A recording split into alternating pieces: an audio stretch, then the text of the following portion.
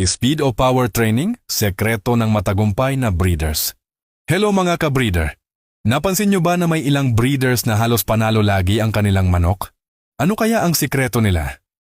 Sa video na ito, pag-uusapan natin ang isa sa pinaka-debated na technique sa panabong, speed training versus power training. Alin nga ba ang mas epektibo para panalo sa laban? Tara, alamin natin! 1. Ano ang speed training?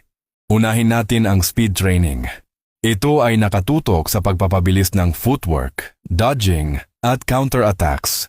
Ang manok na mabilis ay madaling makaiwas sa mga atake ng kalaban at makapagsagawa ng mabilis na strike sa tamang timing. Halimbawa sa isang laban, kung ang manok mo ay mabilis, kaya niyang iwasan ang malalakas na hits at sabay na makapagsagawa ng accurate counters.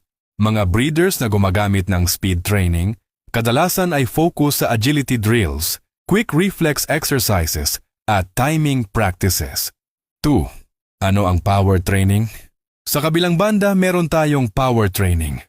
Dito, pinapalakas ang katawan at mga hits ng manok para kayang tumagal sa matagal at mabigat na laban.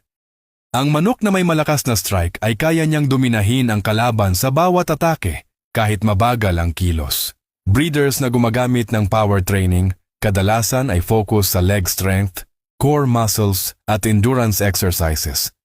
Kahit matagal ang laban, kayang panatilihin ng manok ang puwersa at energy niya para sa panalo.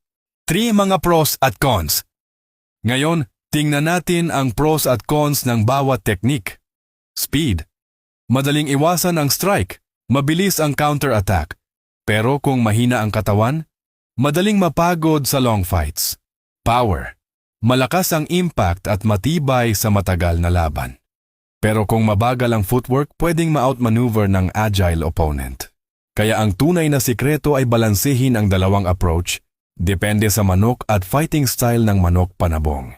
May breeders na gumagamit ng hybrid approach, speed sa early rounds at power sa mid to late rounds. Sa ganitong paraan, napapalaki ang chance ng panalo. Napansin din ng mga experts na ang mental toughness ng manok ay mas mahalaga kaysa puro speed o power lang. Kaya may mga drills para focus at alertness ang manok sa bawat laban. Ngayon mga ka-breeder, tanong namin sa inyo, alin ang mas effective sa inyong experience, speed o power training? I-comment down below ang sagot nyo at ipaliwanag kung bakit. Gusto naming marinig ang inyong opinyon at strategy. Kaya tandaan, walang one-size-fits-all technique. Ang tamang